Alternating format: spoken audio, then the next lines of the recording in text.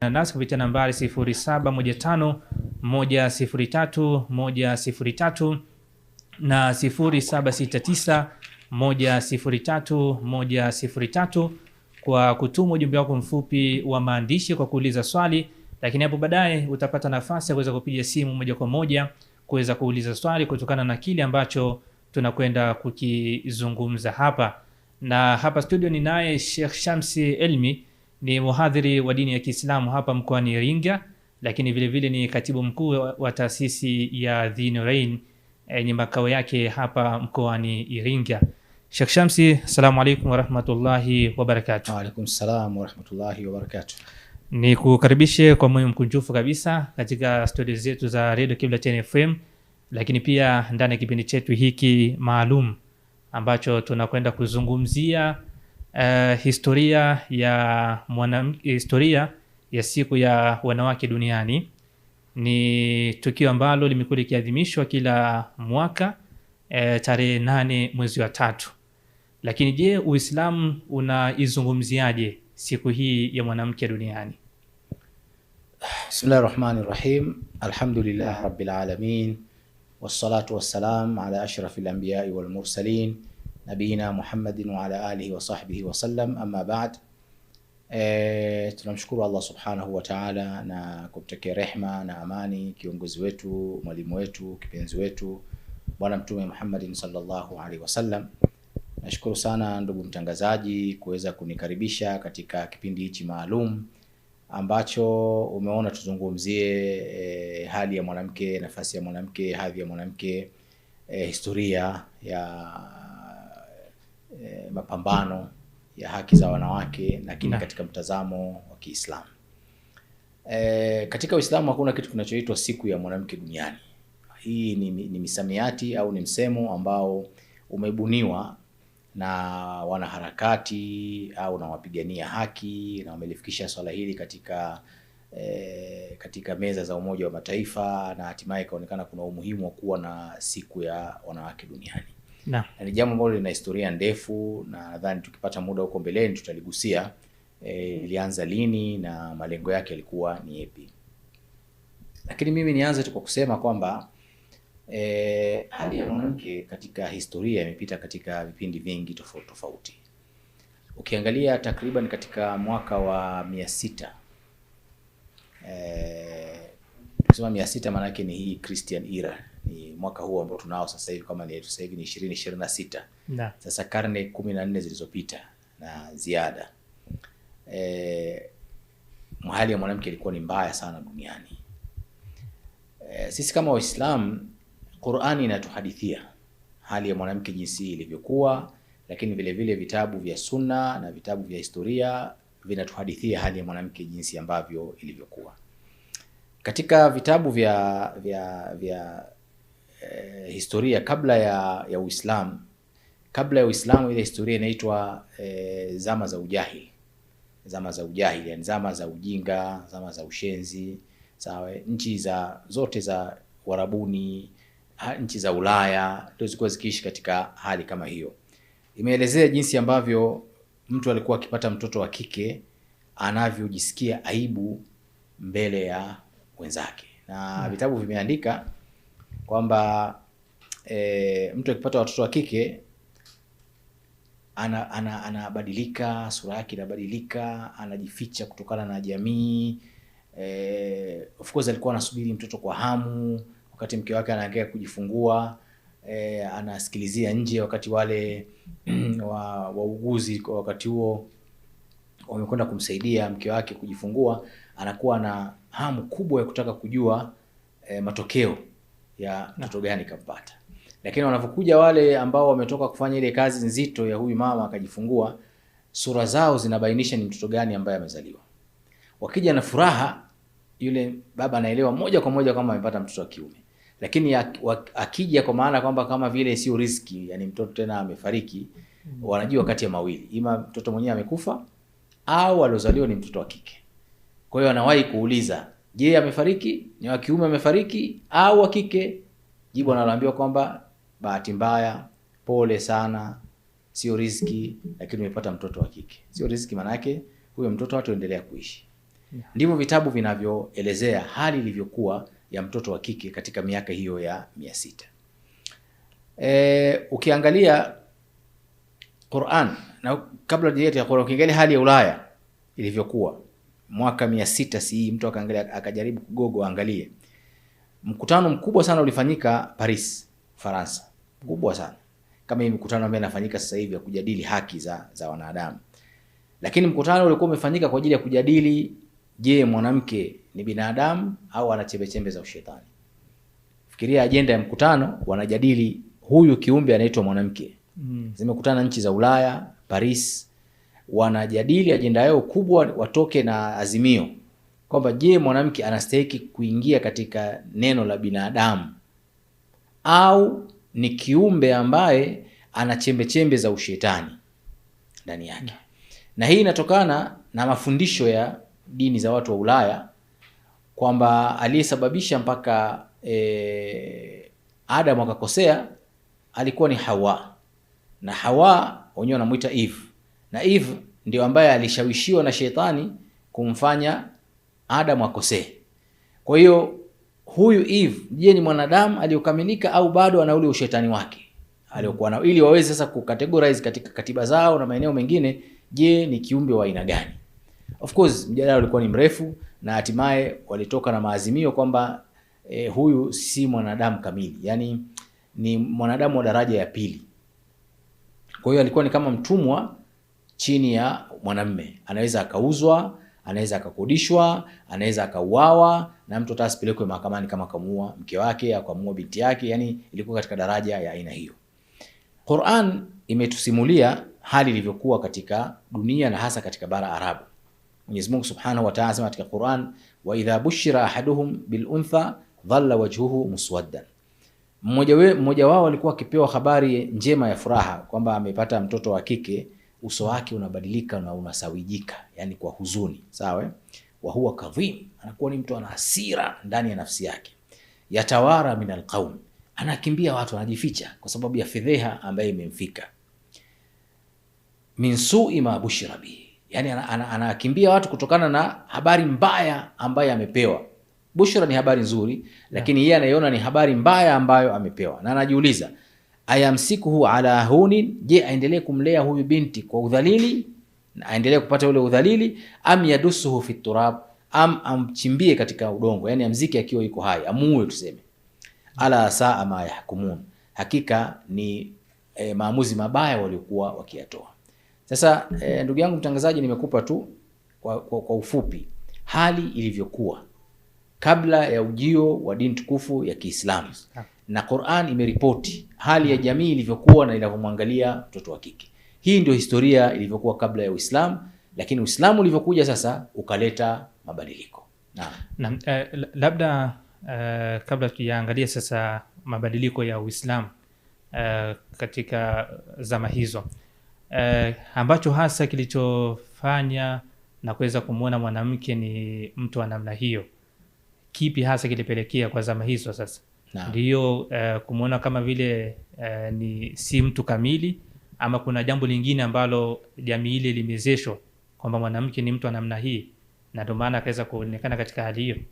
Naam, ni mila na desturi ambazo zilikuwa zikitawala, kwa sababu wakati huo tunazungumzia ilikuwa hakuna dini ambayo mafundisho yake yamebaki, kwa sababu tunafahamu kwamba dini ya Kikristo ilikuwepo, lakini mafundisho mengi yalipotoshwa.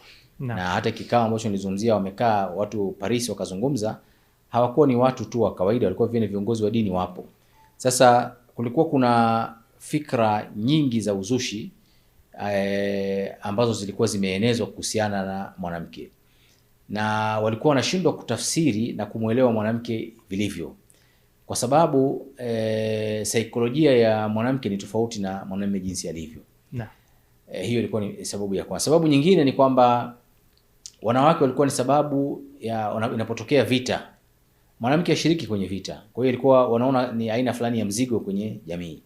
Lakini vile vile walipokuwa wanatekwa, wanawake wanageuzwa watumwa. Na wanapogeuzwa watumwa, yani inakuwa ni fedheha hata kwa ile familia. Sasa mitazamo ilikuwa inaonyesha kama mwanamke ni kama mzigo katika jamii. Lakini zikapenyezwa fikra za kuonyesha kwamba huyu ni kiumbe ambaye anachezewa sana na shetani, yani fikra zake zinachezewa na Ibilisi. Katika nchi za Uarabuni walikuwa wanaona kwamba ni fedheha, kuwa na mwanamke ni fedheha, kwa sababu anaweza kuja kutekwa na makabila mengine, wakaenda kule wakamgeuza akawa ni mtumwa, akawa sasa hivi wanamchezea. Kwa hiyo ni aina fulani ya fedheha kwa kabila zima. Kwa hiyo ikawa wanaona kwamba kuwa na mtoto wa kike ni kama vile umeletewa balaa na mkosi. Kwa hiyo hizi ni fikra ambazo zilienea katika jamii wakati ule katika nchi za Uarabu na hata Ulaya. Naam, sasa tuangalie sasa mtazamo wa Uislamu, mafundisho ya Uislamu ulifanikiwa kwa kiasi gani sasa kuwatoa watu katika mtazamo huo ambao walikuwa nao mwanzo, na wakaweza kuelewa sasa mafundisho ya Uislamu na wakaweza kutambua thamani ya mwanamke. Naam, kusema kweli, yani kwa mtu mwadilifu ambayo anasoma historia vizuri na akasoma na akaangalia mazingira ambayo Mtume Muhammad sallallahu alaihi wasallam aliyakuta, haya ambayo yamesimuliwa katika Qur'an, na kazi kubwa aliyoifanya haikuwa ni jambo jepesi. Yalikuwa ni mapinduzi makubwa sana ya kumkomboa mwanamke katika hali ya udhalili ambayo alikuwa akiishi. Na haya mafundisho yaliokuja Mtume sallallahu alaihi wasallam yalipitia katika Qur'an, lakini vile vile katika sunna zake, yani kwa maana yale maneno yake na matendo yake ambayo alikuwa akiyaishi kila siku. Mfano wa maneno yapo katika Qur'an, aya Mwenyezi Mungu Subhanahu wa Ta'ala anasema, hii iliteremka wakati huo, yani tunazungumzia wakati huo ambao watu wanamuona mwanamke ni mkosi, wanamuona mwanamke ni balaa, wanamuona mwanamke ni aibu. Mtu akizaa mtoto wa kike anajificha mtaani, hataki ajulikane, ni siri, yani anaona ni fedheha kubwa, kama vile amevuliwa nguo. Wakati huu ambao mazingira yako hivi, Mwenyezi Mungu Subhanahu wa Ta'ala anateremsha Qur'an kwa Mtume sallallahu alaihi wasallam inayesema, lillahi mulku samawati wal ardh, Mwenyezi Mungu ndio mfalme wa mbingu na ardhi. Yakhluqu ma yasha, Mwenyezi Mungu anaumba anachokitaka. Yahabu liman yashau inathan, anampa hiba, anampa zawadi, anampa kitu kizuri anayemtaka watoto wa kike. Wa yahabu liman yasha adh-dhukur, na anampa hiba, anampa zawadi anayemtaka watoto wa kiume, mpaka mwisho wa aya. Lakini kipande hichi cha mwanzo cha aya kinaonyesha, kinabadilisha mindset za Waarabu wakati huo, kwamba mtoto wa kike ni zawadi ambayo umepewa na Mwenyezi Mungu Subhanahu wa Ta'ala. Na hata ukiangalia maulama walivyotafsiri aya hii, wanasema kwa nini Mwenyezi Mungu ameanza na mtoto wa kike, hajaanza na mtoto wa kiume? Kwa nini ameanza anampa zawadi anemtaka mtoto wa kike? Ni kwa sababu ya kuondosha zile fikra zilizojengeka za kuonyesha kwamba mtoto wa kike ni balaa.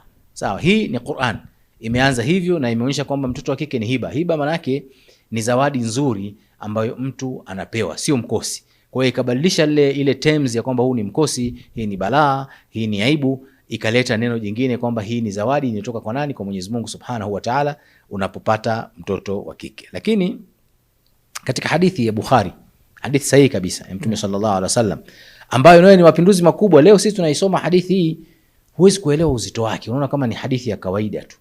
Lakini subhanallah, ndugu yangu mtangazaji, kama utarudi nyuma, utarudisha fikra zako nyuma katika ile jamii iliyokuwa inamwangalia mtoto wa kike kwa mtazamo ule hasi, sawa halafu leo Mtume sallallahu alaihi wasallam anazungumza mbele ya kadamnasi ya watu, anatoa hadithi kwa kuambia kwamba Mtume sallallahu alaihi wasallam anasema, man kana lahu 3 banat, mtu yeyote atakayekuwa na mabinti watatu, atakayeruzukiwa na Mwenyezi Mungu mabinti watatu, fasabara alaihinna, akasubiri katika kuwalea watoto hao, asiwafanyie fujo, asiwadhulumu, asiwatese, asiwanyanyase, akasubiri katika malezi ya watoto wale. Wakasahunna min jiddatihi, na akawavisha kutokana na kazi yake na jasho lake analolifanya, sawa. Kunna lahu hijaban minan nar, hawa mabinti watatu, watoto wa kike, watakuwa ni kizuizi, watakuwa ni pazia ya yeye kuingia katika moto wa Jahannam. Sasa hadithi hii ukifikiria sasa hivi unaweza kuona kawaida, sawa, ni kama Mtume sallallahu alaihi wasallam anahimiza watu kuwa na watoto wa kike na kuwatunza. Leo tuna watoto wa kike tunawatunza, kwa hiyo ule uzito wa hadithi tunaona kama ni sawa sawa tu. Lakini wakati ule ilikuwa watu wanawazika watoto wa kike, watu wanaona aibu kuwa na watoto wa kike, anaona kama huu ni mzigo mtoto wa kike. Sasa ilipokuja hadithi ilikuwa ni mapinduzi kwao, kwamba mtu yoyote atakayeruzukiwa kuwa na watoto watatu wa kike, akasubiri, akawavisha, akawalisha, akawatunza vizuri, hawa watoto wa kike watakuja kuwa ni pazia na hijabu kwake yeye na moto wa Jahannam. Hii peke yake inaonyesha nini? Inaonyesha jinsi gani ambavyo Mtume sallallahu alaihi wasallam alivyokuja kuwakomboa watoto wa kike na kuonyesha kwamba maswahaba walikuwa wanaathirika. Mmoja katika maswahaba alikuwa pale wakati hadithi inazungumzwa, alikuwa na watoto wawili wa kike. Akasikitika sana kwamba kwa nini ana watoto wawili. Unaona kwamba Mtume akasema atakiwa na watoto watatu, mimi na wawili, ningepata mmoja wa ziada ningeingia katika kauli aliyozungumza hadithi ya Mtume sallallahu alaihi wasallam. Akashindwa kuvumilia, akamwambia ya Rasulullah, wathnatain, je, na mtu akiwa na watoto wawili atakosa? Mtume akamwangalia akasema wathnatain, hata akiwa na watoto wawili wa kike akasubiri katika kuwalea akawatunza, watakuwa ni pazia kwake au ni hijabu na moto wa Jahannam. Sasa kwa nini hajasema watoto wa kiume? Atakayekuwa na watoto wa kiume watatu au atakayekuwa na watoto, hajasema hivyo. Amesema atakayekuwa na watoto wa kike, banat, watoto wa kike watatu na wawili, watakuwa akasubiri na akawalea vizuri, watakuwa kwake ni hijabu na moto wa Jahannam. Sasa aya ile niloisoma na hadithi ya Mtume sallallahu alaihi wasallam, na ziko nyingi hizi tunazungumzia karne 14 iliyopita, sawa kwamba jinsi gani ambavyo Uislamu ulikuja kumkwamua mtoto wa kike na kumpa thamani yake, kwamba kuwa na watoto wa kike ni sababu ya kuingia peponi. Kuwa na watoto wa kike ni sababu ya Mwenyezi Mungu kukuzuia wewe kuingia katika moto wa Jahannam. Kwa yote hii ni mafundisho ya Uislamu yanayoonyesha jinsi gani ambavyo mtoto wa kike amepewa thamani na dini ya Kiislamu, sio sasa hivi, karne 14 zilizopita, sio kwa siku ya mwanamke duniani, bali kwa mafundisho ya Qur'an na sunna za Mtume sallallahu alaihi wasallam. Na kama ambavyo umezungumza hapo kwamba Uislamu umezungumzia karne 14 zilizopita, lakini tukiangalia harakati hizi ambazo zilianzishwa kuweza kutambua thamani ya mwanamke zenye ni takriban karne 20. Naam. Tukiwa wameweza kuzungumzia siku hii ya mwanamke duniani. Naam. Sasa je, kipi ambacho wao kimewapelekea kuizungumzia siku hii aliyakuwa tayari Uislamu umekwisha weka wazi na umekwisha weka bayana thamani ya mwanamke? Na je, kuzungumza kwao sasa hivi kunaendeleza thamani ya mwanamke katika Uislamu kama ambavyo Uislamu umetambua, ama kuna ishusha thamani ya mwanamke? Naam. Hizi movement za haki za mwanamke duniani hazijaanza muda mrefu sana. Hivi tunavyozungumza sisi kuwa Uislamu karne 14 miaka 1400 iliyopita ilitambua haki ya mwanamke kama ni mwanadamu kamili, na Qur'ani ikazungumzia, ikawa inazungumzia, inapozungumzia Waislamu wanaume inazungumzia Waislamu wanawake, inapozungumzia waumini wanaume inazungumzia waumini wanawake, ikizungumzia wenye kufunga wanaume inazungumzia wenye kufunga, ikizungumzia wenye kusubiri wanaume inazungumzia wenye kusubiri wanawake. Yani kile inapotaja majukumu ya mwanamume inataja majukumu ya mwanamke, wote mbele ya Mwenyezi Mungu wakawa wako sawa. Na Mwenyezi Mungu Subhanahu wa Ta'ala akazungumzia kwamba wote mmeumbwa kutokana na nafsi moja, hakuna tofauti, huyu hana chembe chembe ya ushetani kama ambavyo baadhi ya watu wengine wamekaa kumzungumzia, sawa. Mwenyezi Mungu Subhanahu wa Ta'ala asema min ayatihi an khalaqa lakum min anfusikum azwajan, katika alama zake ni kuwaumbieni kutokana na nafsi zenu, yani kama mlivyo nyinyi Mwenyezi Mungu amewaumbia wenza wenu ambao ni nani? Ni wanawake. Kwa hiyo Qur'an ukiangalia aya nyingi zinazungumzia masala ya mwanamke, bali sura nzima imeitwa surati Nisa, sura ya wanawake. Yani huwezi kuta kuna suratul Rijal katika Qur'an, bali kuna surati Nisa ambayo inazungumzia masala mazima yanayohusiana na mwanamke, ndoa, malezi, haki zake ndani ya sura ile. Imezungumzia surat Maryam ambaye vile ni mwanamke na imempa nafasi kubwa Maryam. Kwa sababu gani? Katika swala zima la malezi, kujihifadhi, kujistiri. Kwa hiyo ukiangalia historia ya mafundisho ya dini tukufu ya Kiislamu yalivyomkwamua mwanamke kutoka katika minyororo ya udhalili aliyokuwa nayo, utaelewa kabisa kwamba mafundisho ya mwanzo kabisa ya ukweli na ya hakika ambayo yamekuja kumkomboa mwanamke yalikuwa ni mafundisho ya dini tukufu ya Kiislamu. Mwanamke katika Uislamu amepewa nafasi ya kurithi. Wakati nchi za Ulaya zinazungumzia je, mwanamke ni mwanadamu au na chembechembe za ushetani, Uislamu umekuja kumpa mwanamke haki yake ya kurithi kabla ya mataifa yote mengine.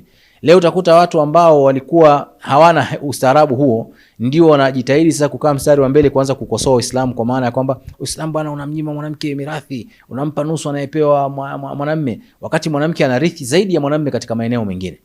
Na tunapozungumzia wakati ule Uislamu unampa mwanamke mirathi, hakuna nchi duniani ilikuwa inatambua mirathi ya mwanamke wakati huo. Wakati Uislamu unampa mwanamke haki ya kuchagua kiongozi katika nchi za Ulaya, mpaka mwaka 1960 mwanamke alikuwa hapigi kura. Uingereza na Marekani haruhusiwi kwenda kupiga kura. Kwa sababu gani? Anaonekana kama sio raia. Watu wasome historia. Lakini watu waliomchagua Saidna Uthman katika ukhalifa wake, miongoni mwao walikuwa ni wanawake. Waliomteua Saidna Ali ibn Abi Talib walikuwa wanawake ndani ya walioshiriki katika kumpigia kura. Katika kura zilizopigwa kwa zile kura za maoni walikuwepo wanawake katika wakati huo, na mwanamke alikuwa na uhuru wake wa kisiasa kutoa maoni yake zama hizo miaka 1400 iliyopita.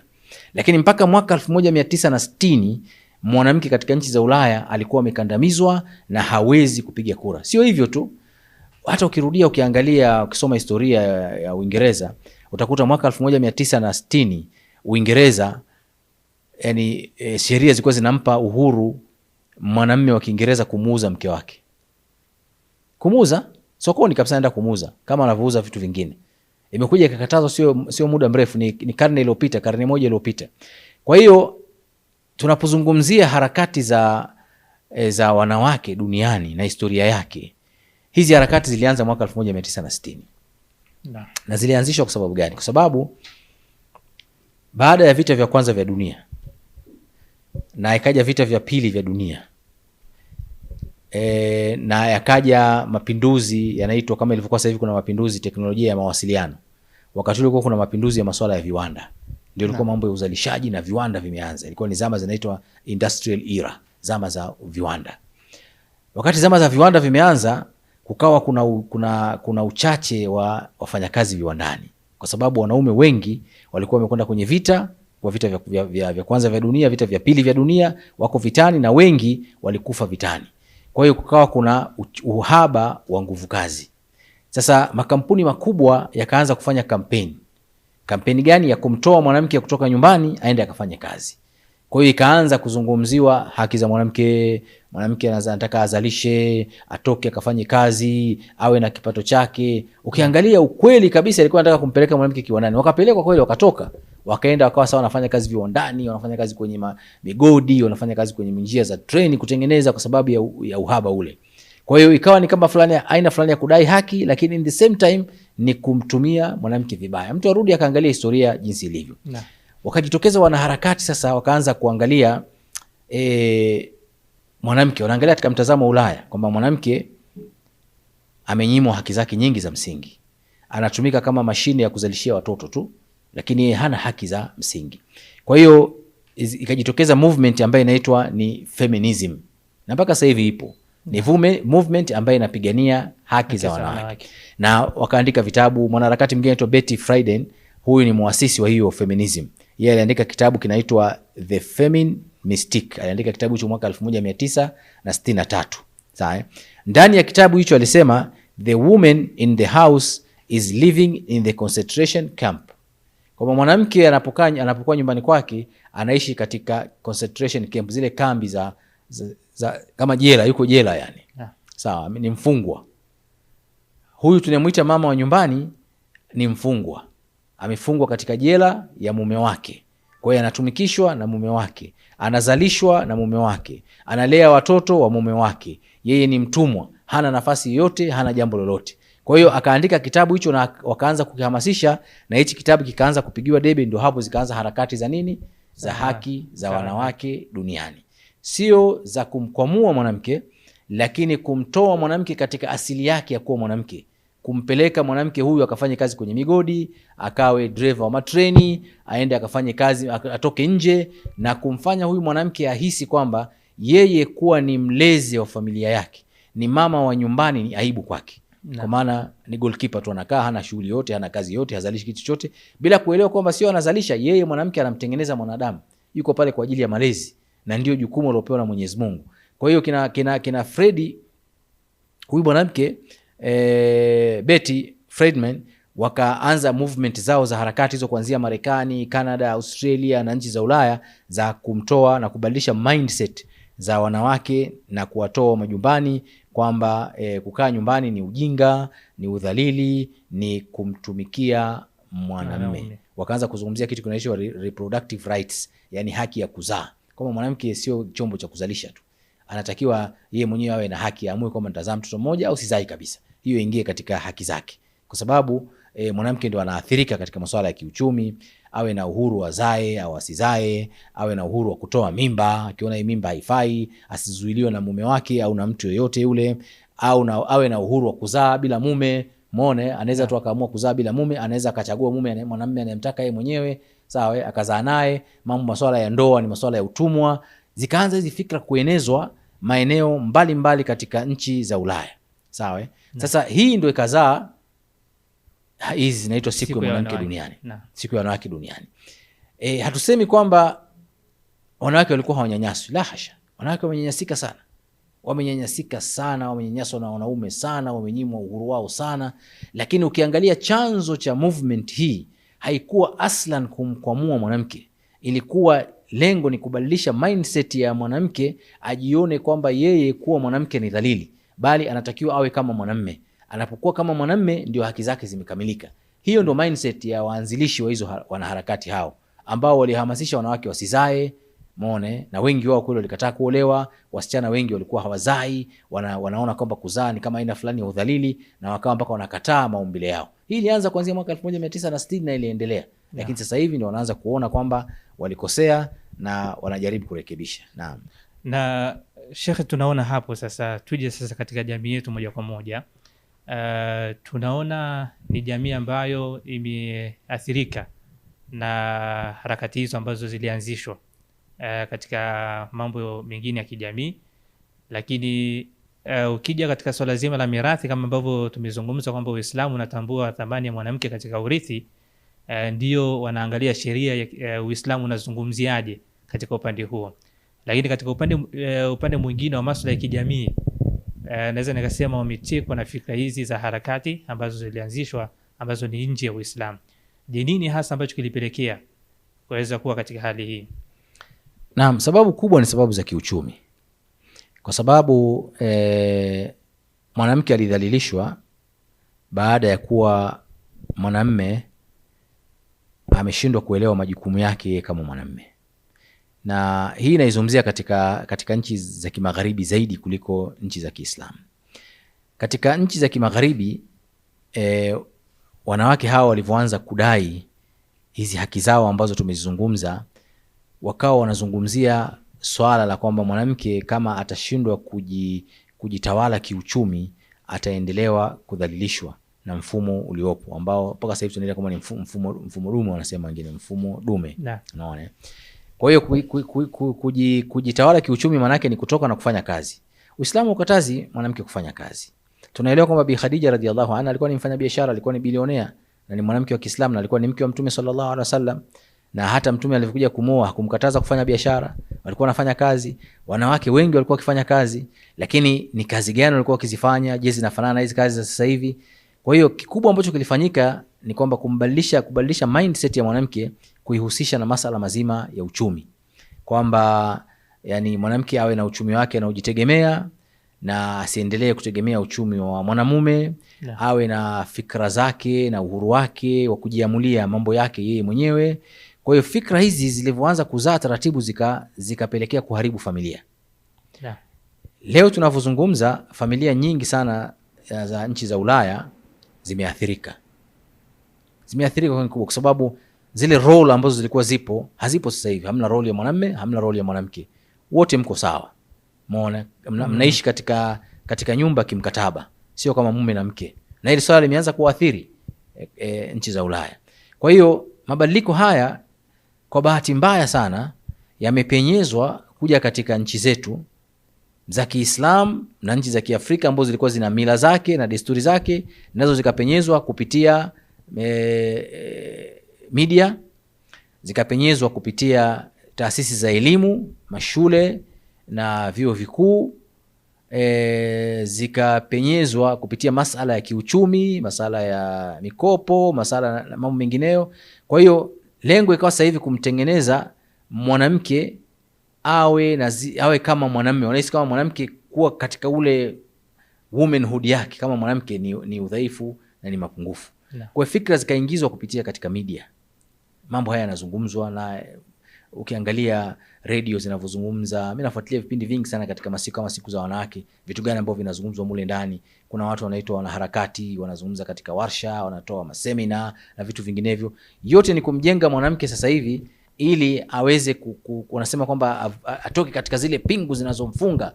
Hizo pingu zinazomfunga ni zipi? Ni mila, desturi. Tunapozungumzia mila na desturi, na sheria za dini ziko humo ndani, ili awe huru zaidi, bila kuelewa kwamba anavyozidi kuwa huru anakuwa exploited zaidi na mifumo ya kimagharibi katika masala ya kiuchumi. Sasa hali ambayo imefikia katika jamii yetu sisi sasa hivi tunapozungumzia jamii ya Kitanzania, jamii ya Kiafrika kwa ujumla, kusema kweli ni hali ya kusikitisha, hasa inapozungumziwa masuala ya haki ya mwanamke. Mindset zimetengenezwa za kuonyesha kwamba mwanamke kubaki nyumbani au kuwa mama wa nyumbani ni aibu na ni udhaifu. Mikutano ya Beijing, mikutano ya wapi, yote hiyo imekuja na maazimio na mikakati na mipango ya mkakati ya kuhakikisha kwamba mwanamke anapata hizo wanaziita kwamba ni haki za msingi. Kama mwanamume anatoka kwenda kazini, mwanamke naye anakwenda kazini. Watoto wanalelewa huku nyumbani na wafanyakazi. Wanarudi yote jioni, usiku, huyu ana kipato chake, huyu ana kipato chake. Kwa hiyo swala la familia likawa kama vile imepigwa vita, yani imedhoofu kwa kiwango kikubwa sana. Sasa hii ni hali ya hatari. Sasa hivi nchi ambazo zilikuwa kama nchi za Ulaya, hasa nchi kama Scandinavia, yani tunazungumzia Scandinavia ni nchi za Norway, Denmark, Finland, ndio nchi za Scandinavia zimegutuka katika jambo kama lile. Sasa hivi zinahamasisha wanawake au wake wakae majumbani kwa muda mrefu sana. Hata muda wa kazi kwao unapunguzwa. Inapofika wakati wa livu ya uzazi, mwanamke anapewa labda miaka 2 na anapewa na mshahara na kila kitu. Usije kazini, kaa, nyonyesha mtoto wako, lea mtoto wako, tunza mtoto. Sababu gani? Wameona athari kubwa imejitokeza katika kipindi kile ambacho walikuwa wanahamasisha wanawake watoke katika majumba yao wakafanye kazi. Sasa serikali inataka iwalipe lakini wasiende kazini, wabaki majumbani kwa sababu ya kulea kizazi, generations ambayo inaweza kuja kusaidia nchi baadaye. Na zile nchi zimeanza kushtuka, lakini kwa bahati mbaya sisi ndio bado tunahamasishwa, na wanawake wetu wanahamasishwa watoke majumbani waende wakajishughulishe kutafuta riziki. Sasa hiyo riziki unamtafutia nani kama watoto wako watakuja kuwa ni wavuta unga, wavuta bangi, umeshindwa kuwalea, kukaa nao, na jukumu kubwa la kulea ni la mwanamke. Ndio software iliyopo nyumbani. Mwanamume anahusika kweli, lakini mwanamke ana jukumu kubwa zaidi la kukaa katika nyumba yake. Kwa hizo ndo athari ambazo zinapatikana katika jamii yetu hivi sasa hivi. Naam. Msikilizaji wa Radio Kibla FM, endelea kututumia ujumbe wako mfupi wa maandishi kwa kuuliza swali, lakini vile vile kutoa mchango kutokana na mada hii ambayo tunaijadili hapa kwa siku ya leo kupitia nambari 0715 103 na 0769 103 na WhatsApp ni 0715 103. Sheikh Shamsi, tukiangalia hapo ambapo umekomea katika nukta yako, wenzetu sasa tayari wamekusha ingiwa na fikra ambazo Uislamu umeziainisha kwamba mwanamke awe sehemu ya malezi nyumbani, lakini sisi huku tayari tumekusha ingiwa na fikra. Kilio kikubwa katika jamii hivi sasa ni 50 kwa 50 kati ya wanawake na wanaume. Sasa unamwambia nini mwanamke wa Kiislamu, na mtazamo pia wa Kiislamu unaendelea kulizungumziaje swala hili la kuhitaji 50 kwa 50 baina ya mwanamke na mwanamume? Na tuzungumze tu wazi kwamba kama Uislamu, kama dini ya Kiislamu imezungumza wazi haki za mwanamke ni zipi, na kama tulivyozungumza mwanzo kwamba Uislamu ulikuja kumkamua mwanamke kutoka katika hali yake, lakini Uislamu ni dini ya maumbile. Inataka mwanamke abaki katika maumbile yake na mwanamume abaki katika maumbile yake. Uislamu haukatazi mwanamke kufanya kazi, haukatazi mwanamke kufanya biashara, haukatazi mwanamke kuwa na chanzo chake cha mapato, lakini yote hayo yasiathiri jukumu lake la msingi la malezi. kama itapelekea kuathiri jukumu lake la msingi la malezi, ina maana yote hayo mengine anayoyafanya yatakuwa hayana uzito wowote, kwa sababu swala la kumlea mwanadamu na kumfinyanga fikra zake na kumkuza katika maadili yaliyokuwa mazuri ni jukumu kubwa la kimungu ambalo Mwenyezi Mungu Subhanahu wa Ta'ala ameliweka kwa wazazi wawili, lakini zaidi akaliweka kwa mwanamke kutokana na maumbile yake ambayo Mwenyezi Mungu amemjalia mwanamke kuwa nayo. Kwa hiyo tunapozungumzia kwamba hizi haki za wanawake ambazo zimeletwa na wanaharakati, zimeletwa na Umoja wa Mataifa, kwamba ndio haki ambazo zinazungumziwa, ukweli kabisa sio haki za wanawake, bali ni kumtoa mwanamke katika ule mwanamke wake na kumfananisha mwanamke huyu na mwanamume, na kumfanya mwanamke huyu ajihisi kwamba yeye ni inferior kwa kwake ni mwanamke, yani ni inferior, maana yake ni hana hadhi sawa na mwanamume, bali kuwa na hadhi sawa ni kuwa sawa na mwanamume 50-50. Akiendesha gari na wewe uendeshe, akiendesha trekta na wewe uendeshe, sio akicheza mpira na wewe cheza mpira, akifanya nini wewe fanya hivyo. Ndio tafsiri ambayo inakuja kwa wanawake wengi, kitu ambacho sio sahihi. Mwenyezi Mungu kwenye Qur'an anasema walaisa dhakaru kal untha, mwanamume si kama mwanamke hata siku moja. Haina maana kama mwanamume ni bora kuliko mwanamke au mwanamke ni bora kuliko mwanamume, na kila mtu ana nyadhifa zake tofauti. Huyu kaumbiwa maumbile yake jinsi yalivyo, ubongo wake uko tofauti na mwenzake, hisia zake ziko tofauti na mwenzake, si kwa sababu ya malezi. Ile ni fitra, ni maumbile ya Mwenyezi Mungu Subhanahu wa Ta'ala. Ndio amemfanya mwanamume akawa mwanamume na mwanamke akawa ni mwanamke. Na hii physically, yani kimaumbile inakubalika, sababu tuko tofauti. Mwanamke maumbile yake uko tofauti, mwanamume yako tofauti. Umeelewa? Physically kwa maana ya nguvu za kimwili iko tofauti. Asilimia kubwa ya wanaume ndio wenye nguvu za kiwiliwili kuliko wanawake. Wako wachache inawezekana, lakini asilimia kubwa, yani kama kuna wanawake ambao wanawazidi wanaume katika nguvu ni 0.05% labda. Umeelewa? Nadra sana. Ndio maana timu za mpira kuna timu za wanawake, kuna timu za wanaume. Ukimbia mbio mita 100, sawa, wanashindana wanaume peke yao, wanashindana wanawake peke yao. Aliyevunja rekodi ya mita 100 mathalan anavunja kwa sekunde 8, lakini mshindi wa mbio za mita 100 katika wanawake anavunja rekodi yake kwa sekunde 13. Sawa? Kwa nini? Physically tuko tofauti. Emotionally tuko tofauti, wanawake na wanaume. Wanawake wamejengewa huruma zaidi, emotion zao ziko karibu zaidi, wamejengewa mapenzi zaidi, wana uwezo mkubwa wa kuhimili baadhi ya mambo zaidi, machozi yao yako karibu zaidi, tofauti na mwanamume. Hii ni emotionally. Kwa hiyo ubongo wa mwanamume ulivyokuwa ni tofauti na ubongo wa mwanamke ulivyokuwa. Kwa hiyo mwanamume si kama mwanamke. Unapotaka kumfanya mwanamke awe kama mwanamume unakosea katika maumbile. Kwa hiyo tunawaambia wanaharakati ambao wanapigania hizo haki, na tunawahusia wanawake wa Kiislamu wasidanganyike na hizi propaganda. Hizi propaganda zinatoka katika nchi za kimagharibi na wenyewe wameanza kuzigundua sasa hivi. Propaganda za kumtumia mtoto wa kike kwa maslahi ya kibiashara, kwa maslahi ya kivutio, kwa maslahi ya matangazo ya biashara. Umeelewa? Leo ukiangalia miongoni mwa watu ambao wanapigia sana chapuo masuala ya ulimbwende na nini ni wanaharakati. Na wao ndio wako mstari wa mbele, ndio walioanzisha hata hizo harakati katika nchi yetu. Kwa maana binti bwana, usifiche uzuri wako, wewe Mungu ameshakupa, you are beauty, unaona, you are beautiful. Kwa hiyo jitokeze, onyesha maumbile maungo yako. Hiyo ni ajira kama ajira zingine. Umeelewa? Kwa hiyo watoto wa kike wanadanganyika, watu wa vyuo vikuu wanaanza kujitokeza, wanakwenda kujitokeza mbele za watu, wanatembea mbele ya kadamnasi ya watu, wanachukuliwa na matelevisheni, channel karibu 10-20 zinawachukua, wamevaa vimini vile vichupi vya kuogelea, wanapita mbele ya watu wazima kama baba zao wakiwa wako uchi kabisa, sawa, katika mienendo ambayo sio ya kawaida, na wanapewa maksi pale za maumbile yao jinsi yalivyo. Sasa huku ni kumpa heshima mtoto wa kike au kumdhalilisha? Bila shaka ni kumdhalilisha. Aina hii ya udhalili ilikuwa ikifanyika katika dola ya Kirumi. Miaka hiyo walikuwa Warumi wanapenda sana kuwaonyesha mabinti yao wa kike na uzuri wao. Kwa hiyo wakija wageni kutembelea Rome, wakati huo Rome ndio ilikuwa super power. Wakija wageni kutembelea Rome, kinachofanyika wanatayarishwa mabinti ambao wanavuliwa nguo, zinabakia tu sehemu chache za kifuani na sehemu za chini. Sehemu zote zingine zinakuwa ziko uchi. Halafu wanapitishwa mbele ya wageni, wageni wanawaangalia, wanafurahi, wanakunywa mvinyo na nini. Kwa wakati ule ilikuwa inaonekana, lakini ilikuwa inaonekana ni udhalili, kwa sababu ilikuwa ni kumdhalilisha binti. Sasa leo tunazungumzia karne ya 21, yanarudia yale yale tena. Yule binti alikuwa anapitishwa wakati wa Rumi, alikuwa anapitishwa kwa kuchukia, kwa mijeledi, lazima apite, na asipopita anaadhibiwa, na walikuwa hawapendi. Lakini leo karne ya 21, binti anakwenda kujiandikisha mwenyewe, saa nyingine anatoa mpaka rushwa ya pesa, yeye mwenyewe anatoa hela zake, anapigania nafasi, na akikosa nafasi analia. Anaulizwa, kwa nini unalia? Nimekosa nafasi, nilikuwa niende katika mashindano ya Ulimbwende, nimeshindwa maksi kadhaa. Analalamika, analia. Yani mwenyewe kwa cheki, angalia fikra zilivyobadilishwa. Yani aende akapite mbele za watu akiwa yuko nusu uchi. Kwa sababu gani? Ya maumbile. Kwa nini wanaume wasipite pale? Kwa sababu maumbile ya mwanamke yanavutia.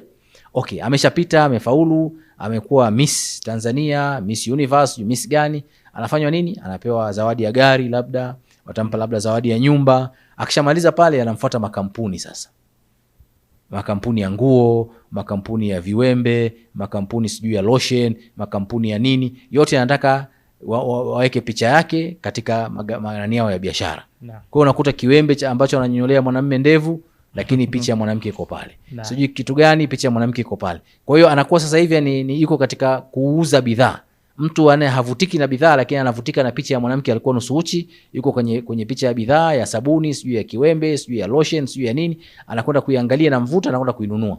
Kwa hiyo wanatumia udhaifu ule wa mwanamke, na wanamtumia huyu mwanamke kama kivutio cha biashara. Sasa huku ni kumpa haki mwanamke au ni kumdhalilisha mwanamke? Huku ni kumdhalilisha mwanamke. Naam. Ni kushukuru sana Sheikh Shamsi katika hayo. Labda tuangalie sasa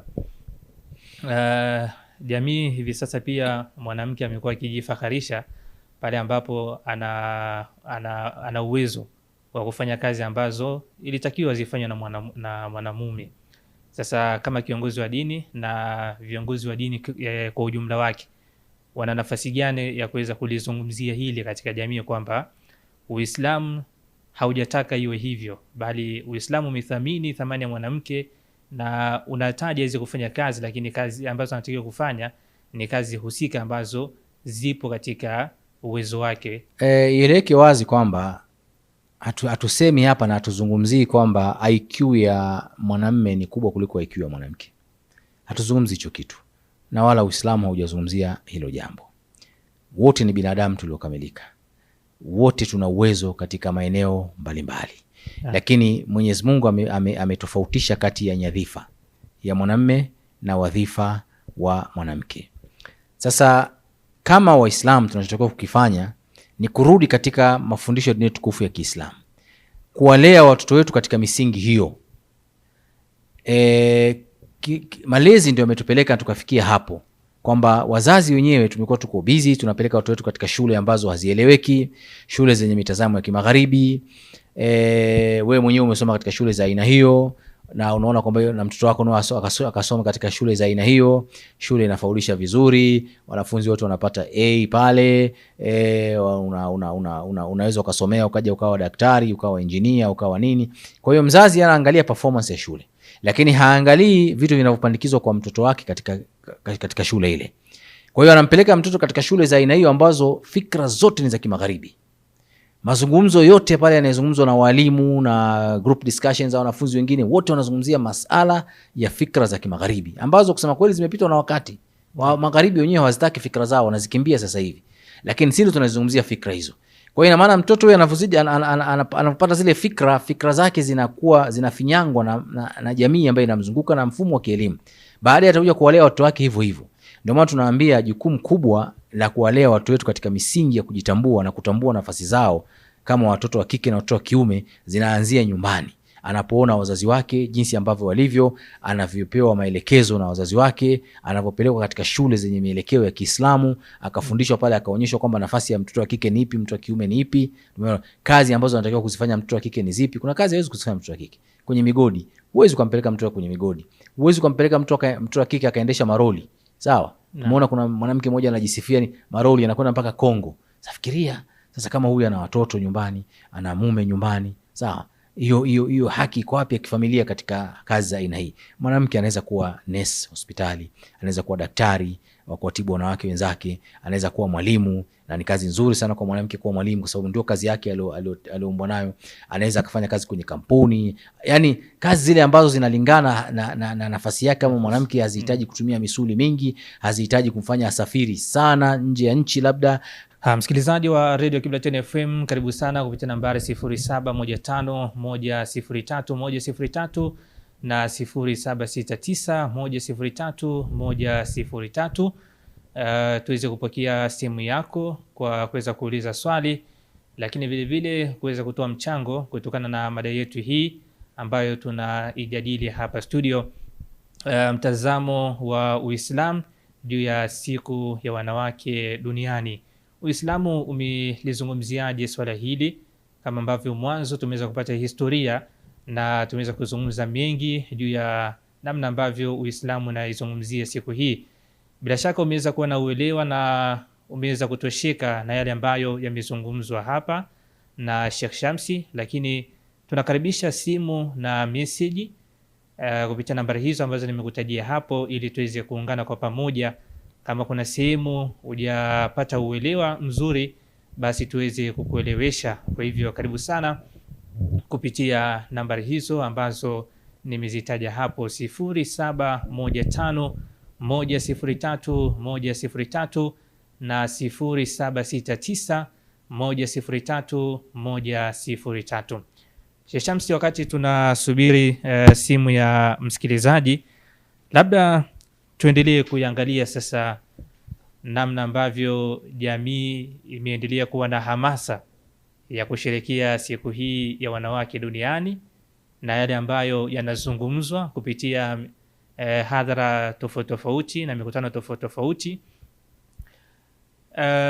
Tunaenda kuwa na uelewa wa kutambua thamani ya mwanamke kama ambavyo Uislamu umeeleza, ama bado tunaendelea wanaharakati hao wanaendelea kufanikiwa juu ya kuweza kumdumaza mwanamke? Naam, kusema kweli ndugu mtangazaji, nilipata bahati katika miaka ya nyuma kualikwa katika hafla, sijui niseme ni hafla tafrija ambayo inafanana na tukio kama hili ya kuangalia nafasi ya mwanamke, siku ya mwanamke duniani, na walinialika kama kiongozi wa dini kwenda katika sherehe ile kuzungumza mtazamo wa dini unavyompa nafasi mwanamke na vitu kama hivyo. Na nilifika katika sherehe ile, lakini mzungumzaji aliyozungumza kabla yangu mimi alikuwa ni mwanamke na ni mwanaharakati, na mada ambayo tulikuwa tumepewa takriban tuigusie katika kuizungumzia ilikuwa how to build a confidence. Vipi tunaweza tukajenga kujiamini kwa mtoto wa kike.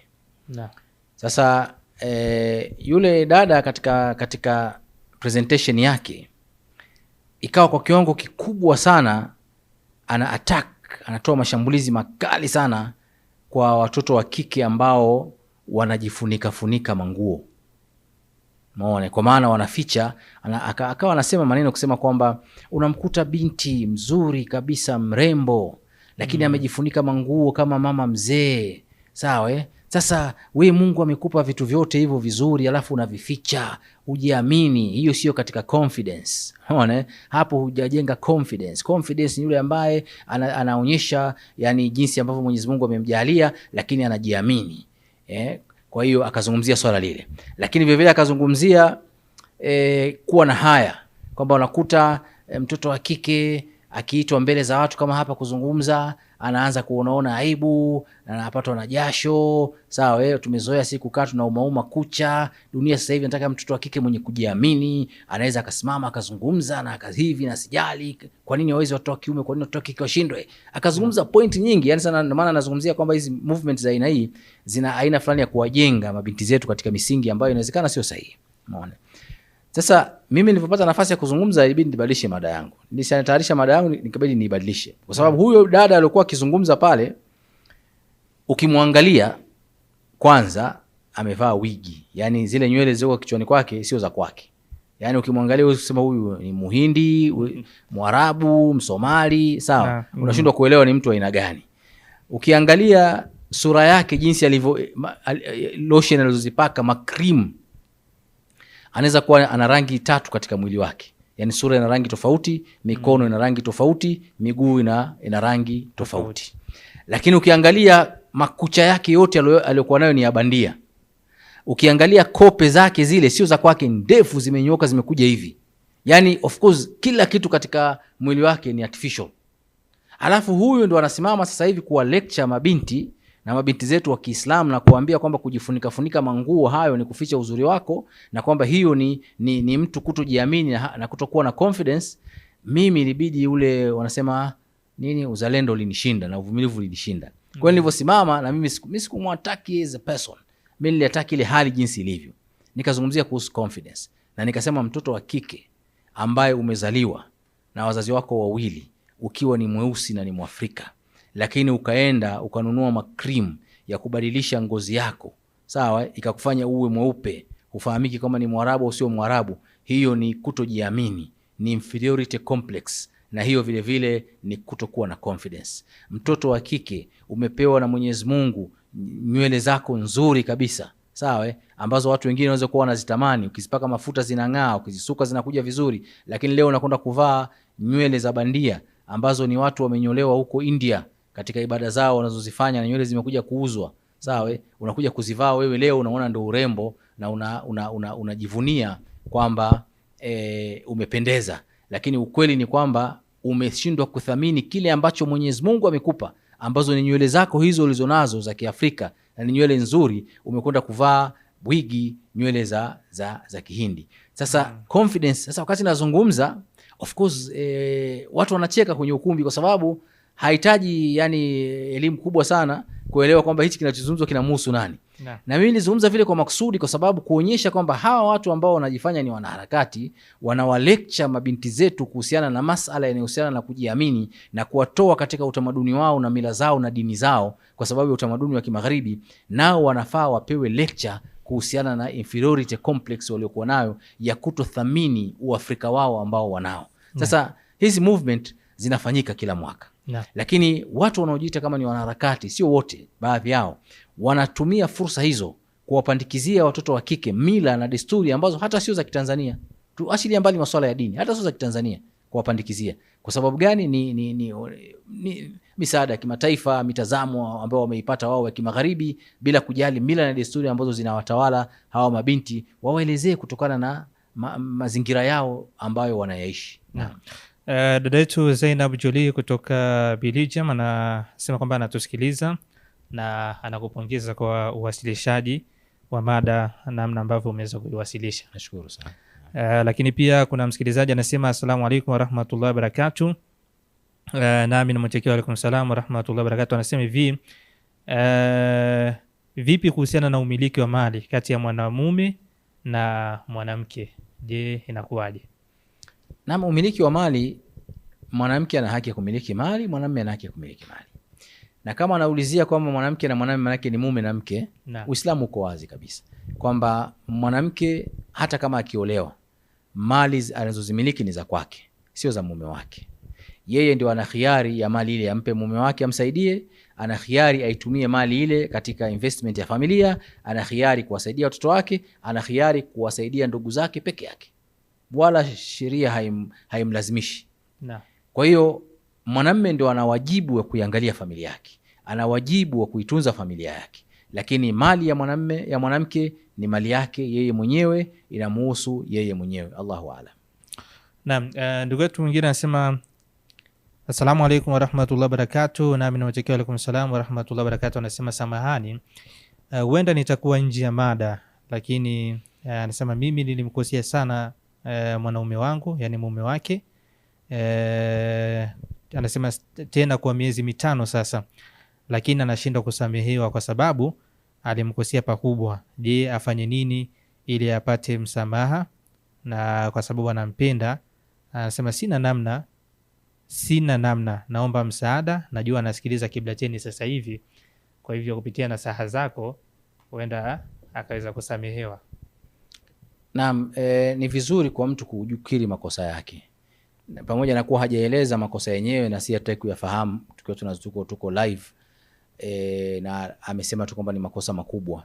Kama ameyaelewa hivyo, basi cha kwanza anachotakiwa kufanya kumwomba msamaha Mwenyezi Mungu na istighfar Mwenyezi Mungu kwa madhambi ambayo ameyafanya. Hilo jambo linafahamika na tunamwomba afanye hilo jambo. Lakini kama amemkosea mume wake, ina maana mpaka apate ridhaa ya mume wake ndio Mwenyezi Mungu anaweza kumsamehe kwa kosa ambalo, kama ni kosa ambalo linamhusu mume wake moja kwa moja as a person. Sawa. Kwa mimi ningemuhusia kwamba jitahidi kadri ya uwezo wake, amuombe Mwenyezi Mungu kwa wingi na azidi kujipendekeza kwa mume wake, amfanyie yote halali ambayo anatakiwa kumfanyia mume wake, ajipendekeze, azidishe mapenzi, sawa, amlilie, awe chini ya mume wake muda wote. Mwanamume ameumbwa na roho, kama anampenda mke wake ameumbwa na roho. Hatujui aina ya kosa, kusema kweli kuna makosa mengine magumu sana kuyasamehe. Umeona, makosa kama ya khiana ni makosa ambayo sisi wanaume tunachukua muda mrefu sana kuyasamehe. Yani kama mwanamume ametoka nje ya ndoa, hatusemi kwamba muulizaji yuko hivyo, tunasema mifano tu, amechepuka labda na nini. Haya ni makosa ambayo wanaume wengi sana huwa wanachelewa sana kuyasamehe. Umeona, sasa hatujui ni kosa gani, lakini kama ni kosa kubwa kiasi hicho, basi inabidi asikate tamaa, aendelee. Lakini wakati huo huo ajipendekeze kwa Mwenyezi Mungu, amuombe sana Mwenyezi Mungu tawfik na stara, lakini ajipendekeze kwa mume wake na awe karibu na mume wake na amfanyie haki zake zote za msingi na aonyeshe kujuta katika yale ambayo amemfanyia. Huenda Mwenyezi Mungu akaleta faraja katika hilo. Naam, ndugu wetu anasema nchi za Ulaya mwanamke anapewa kipaumbele katika kila kitu na wanaume kupuuzwa, na wanawake wengi wakienda Ulaya wanawadharau wanaume na kuomba talaka. Huyu anaitwa John G kutoka Ireland. Ni sahihi kabisa. Kuna kesi nyingi ambazo mimi mwenyewe binafsi nimezipata za watu wamekuja kuoa huko Afrika, wameondoka na wake zao, wamekwenda nao Ulaya, lakini baada ya muda tu tayari mwanamke ameshapata kuona mazingira ya kule, haki zile ambazo wanazopewa sawa sawa na mume wake. Ile masuala ya mila na desturi, akitaka kutoka lazima aombe mume wake na kwenda sehemu fulani, tarudi muda gani, anaona kwamba ni aina fulani ya utumwa. Kwa hiyo anaanza kukiuka zile taratibu kidogo kidogo. Mume anaposhtuka, akianza kupambana naye, mwanamke anataka talaka yake na anakwenda, kama ishapata kazi na kishapata sheria zile nchi, anakuwa yuko huru anakwenda kuishi katika mazingira ya aina hiyo. Hii kusema kweli ni kesi nyingi nimezipata, na hii yote ni kwa sababu huyu mwanamke ametoka katika hizi nchi za Kiafrika akiwa hajaleleka katika misingi ya Kiislamu. Kama angekuwa ameleka katika misingi ya Kiislamu na kumwogopa Mwenyezi Mungu, Mwenyezi Mungu kama alivyokuwa yupo huku vile vile yuko katika nchi za Ulaya yupo. Kwa hiyo angejali na angejua thamani ya mume wake jinsi ilivyo. Naam. Sheikh Shamsi, muda wetu nao sio rafiki, muda umekimbia, lakini tuliweza kuyazungumza ni elimu kubwa ambayo tumeweza kuitoa juu ya mtazamo wa Uislamu juu ya mwanamke, kwamba Uislamu unamzungumziaje mwanamke, na tumeona hapa harakati za sasa hivi na kuweza kuona na mpaka kuweka siku ya mwanamke duniani, na tumeona katika Uislamu hakuna siku ya mwanamke duniani, isipokuwa Uislamu umezungumzia kiujumla thamani ya mwanamke. Sasa tunaiambia nini jamii ambayo imeendelea kuwa na fikra za kuweza kusherehekea sikukuu hizi ambazo zimekuwa zikitangazwa mara kwa mara? Sasa hivi tunasikia siku ya mwanamke duniani, tunataka kusikia sijui siku ya mama na mfano wa siku kama hizo. Naam, sisi kusema kweli tunavyozungumza hapa ieleweke kwa msikilizaji wetu na mtazamaji wetu. Hatupingi kwamba iwepo hiyo siku ya mwanamke duniani, lakini tunazungumza kwa mtazamo wa Kiislamu. Kwa mtazamo wa Kiislamu hakuna kitu kinaitwa siku ya mwanamke duniani. Kila siku ni siku ya mwanamke. Unaelewa? Na kama tungejuzu sisi kusema kuna siku ya mwanamke duniani, tungesema haji, mtu anapokwenda katika ibada ya hija, ile ni siku ya mwanamke duniani, kwa sababu moja katika nguzo za hija ni kukimbia Safa na Marwa. Makimbizi yale yaliyakimbia mwanamke anaitwa Hajara kwa ajili ya kulea familia yake na kumtafutia maji mtoto wake ambaye ni Ismail alayhi salam. Leo Waislamu wote wanapokwenda katika ibada ya haji, Waislamu zaidi ya 3 wote wanakimbia Safa na Marwa, kilomita takriban kama 12. Sawa? Ili yote ni kumtukuza mama, ni kumtukuza mwanamke. Kwa hiyo ingejuzu kuita kwamba haji ni siku ya mwanamke duniani, lakini hatujaita hivyo. Kwa hiyo kwa Muislamu siku ya mwanamke duniani ni siku zote. Uislamu ndio uliosema kwamba mama ana haki 3 kuliko baba. kwa hadithi ya Mtume sallallahu alaihi wasallam kwamba sahaba anamuuliza nani mwenye haki zaidi katika wazazi wangu wawili. Mtume akamwambia mama yako. Akasema okay, sawa. Kisha baada ya mama yangu? Mtume akamwambia mama yako. Akamwambia sawa. Kisha baada ya mama yangu? Mtume akamwambia mama yako. Mara 3. Akasema kisha baada ya mama? Akamwambia sasa baba yako. Haki hiyo moja. Sasa huu ndio Uislamu, na hii ndio haki ya mwanamke katika Uislamu, na hizo hadithi ambazo tumezungumzia mwanzo. Kwa hiyo mwanamke katika Uislamu ni lulu, amepewa thamani kubwa sana. Sasa hatukataa sisi watu kusherekea kuona siku ya mwanamke duniani kwa watu wasiokuwa Waislamu kwa ajili ya kutafuta zile haki za msingi, lakini isiwe ni siku ya kupotosha, isiwe ni siku ya kuharibu mila na desturi za wanawake wa Kiafrika, wa Kitanzania, wanawake wa Kiislamu na kuwapandikizia fikra za kimagharibi. Hapana, hili ni jambo ambalo kusema kweli halikubaliki. Naam, tumalize na jumbe hizi mbili za mwisho. Ndugu wetu hapa anasema hivi: wanaume wa Ulaya wanaendekeza kazi kuliko kujali wake zao. Je, hili limetokana na nini na nasaha zako ni zipi? Si ni wanaume sasa hivi hata huku Tanzania ni kweli kwamba tumeendekeza shughuli, tumeendekeza kazi kuliko familia zetu. Umeelewa? Inawezekana Ulaya imezidi kwa sababu wao ni watu wanaishi katika mfumo unaitwa materialism, watu ambao wanaabudu kitu, yani thamani ya mtu inakuja kutokana na kitu, na ni jamii ambazo uchumi wake unategemea sana masala ya utafutaji, na thamani ya mtu na familia inatokana na mtu kumiliki. Sasa ndio maana mtu anakimbizana sana yani na kazi kuliko kitu chote kingine.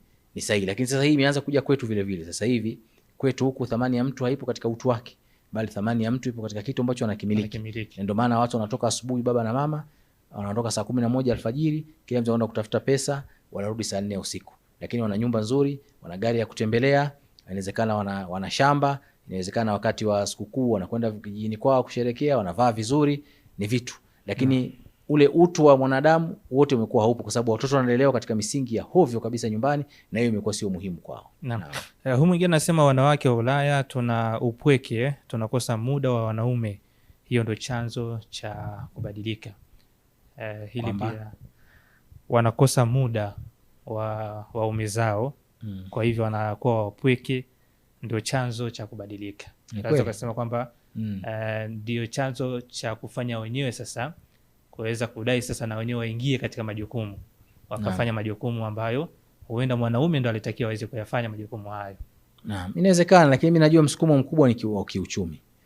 Yaani fikra ambazo zimepandikizwa, na ni kosa la wanaume. Saa nyingine wanaume wameshindwa kutumia majukumu yao, sasa hivi wanakuwa kama vile wanatumia pesa wanazozipata kuwanyanyasa wake zao nyumbani. Ndio maana kuna wengine wanaita goalkeeper, wewe naye bwana umekaa tu nyumbani hapo utazalisha kitu gani sasa? Unaona, anaanza kumsimanga mke wake ambaye anamlelea watoto wake. Akitaka kitu anamkatalia, akitaka ndugu zake kuwasaidia anashindikana. Kwa hiyo inabidi mwanamke aingie kujitafutia riziki.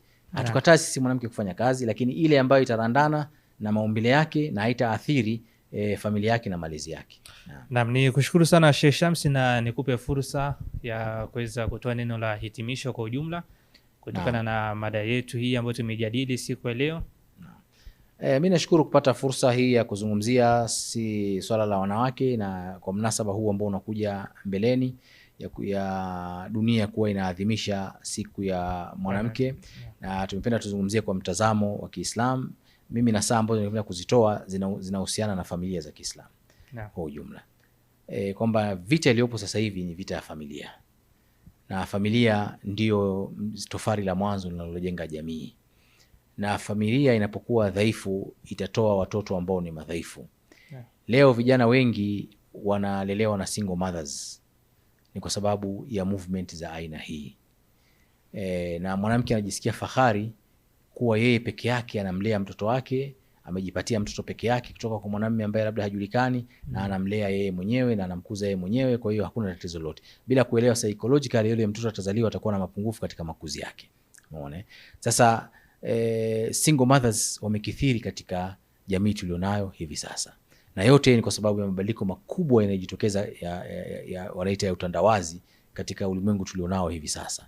Bali wanajitokeza wanawake kama wasanii ambao wanakuwa ni role model kwa mabinti zetu wengine ambao wanafuatilia masuala ya tamthilia. Wanazungumza wazi kabisa kwamba mimi sitaki kuolewa. Umeona? Na kama nataka kuzaa nitakwenda Muhimbili, nitapandikiziwa tu mbegu ya specification ninazozitaka mimi na mtoto ninayemtaka mimi, alafu nitamzaa yule mtoto mimi mwenyewe, baba yake hajulikani ni nani, nitamlea mimi mwenyewe, nitakuwa baba na mama mimi mwenyewe. Sitaki mimi masuala ya kukaa chini ya mume na vitu kama hivyo. Sasa maneno haya yanazungumzwa na watu ambao wanaonekana kama ni role model, ni public figures. Mabinti wanachukua yale maneno na kuona kwamba kuolewa ni aina fulani ya utumwa. Wengine wanazungumzia mahari ni kama vile wanaenda kununua kitu, mahari haipo, wakati misingi ya dini tukufu ya Kiislamu.